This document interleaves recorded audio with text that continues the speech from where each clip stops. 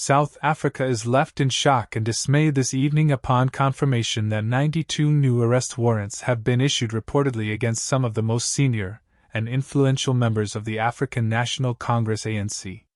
The news has shook the country's political system to its core, with the ruling party left trying to contain the fallout as furious citizens call for open accountability and transparency. Before diving into the complete details, viewers are encouraged to subscribe, like, and turn on notifications because this unfolding political storm has the potential to completely reshape South Africa's power structure and expose the hidden machinery of corruption that has haunted the nation for decades. Based on several investigative sources, the National Prosecuting Authority, NPA, has prepared a secret list of 92 people allegedly implicated in current investigations involving corruption, fraud, and money laundering. The warrants, which were first supposed to be kept under seal until they were official arrests, were leaked to the media last night, setting off a nationwide political crisis that nobody anticipated. A high-ranking law enforcement source characterized the move as one of the biggest and most integrated anti-corruption crackdowns in the history of South Africa, remarking that no one at the top is above the law anymore. Those on the list include former cabinet ministers, provincial premiers, and high-ranking ANC leaders implicated in being involved in rigged tenders, offshore money transfers, and massive looting of state funds. Acts for which billions of rands have allegedly been siphoned off from the coffers of the public purse intended for the common man. When news of the leak broke, pandemonium swept through the corridors of Latuli House, the headquarters of the ANC. Witnesses said there were scenes of sheer panic as top members made desperate calls to lawyers, allies, and relatives. The atmosphere within the party was complete panic. A source disclosed. Some of the leaders are shaking in their boots, thinking their names are on the list, and some already know they are. Reports say an emergency session was held shortly after midnight to discuss what insiders have referred to as the biggest political crisis since the Jacob Zuma era, an era already legendary for state capture and systemic graft. While the NPA has not published the list, several journalists say they have confirmed parts of it using independent sources. Some of the names that reportedly appear on the list include prominent ANC veterans, wealthy business tycoons with strong political networks, and provincial leaders who have been accused of stealing millions through overpriced state contracts. Even an investigative reporter went so far as to hint that people in President Cyril Ramaphosa's inner circle might be implicated, though these assertions are unsubstantiated. Nevertheless, the mere proposal has heightened national unease, suggesting that corruption pervades much further into the higher echelons of government than South Africans have been led to believe. As the leak went viral online, social media exploded. Hashtags like #92names, #honorists, and #cleanupgovernment trended on all major social media platforms, a nation both outraged and vindicated. For most citizens, this is long-awaited justice knocking on power doors. On Facebook and Twitter, South Africans insisted that the entire list should be released. One of the viral posts said, "We've been robbed for years. Now we want to see every name on that list. No more secrets."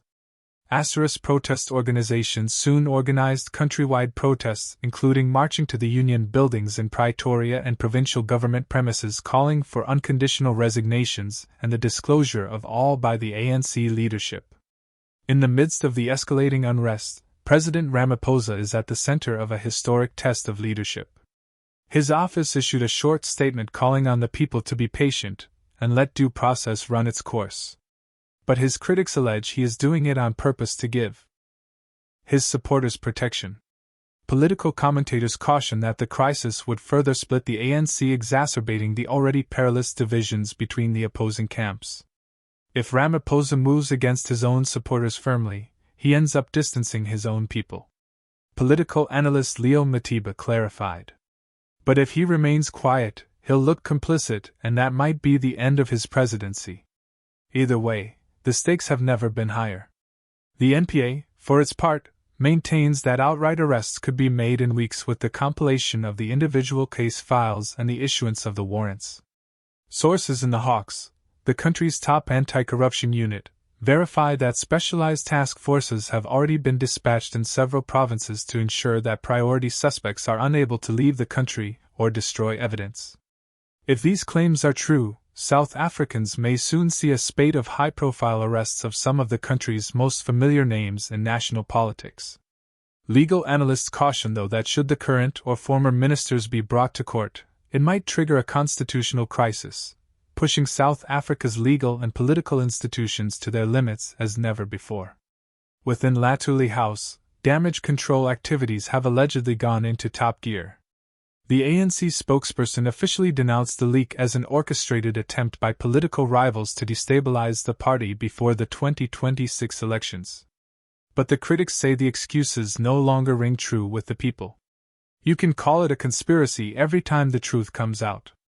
One retired ANC veteran was quoted by reporters as saying the citizens want answers.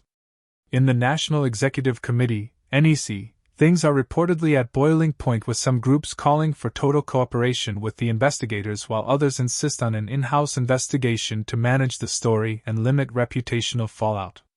While the party is having trouble coming across as united, plain South Africans are left wondering whether the leaders of their nation have integrity, and what the future of their democracy looks like.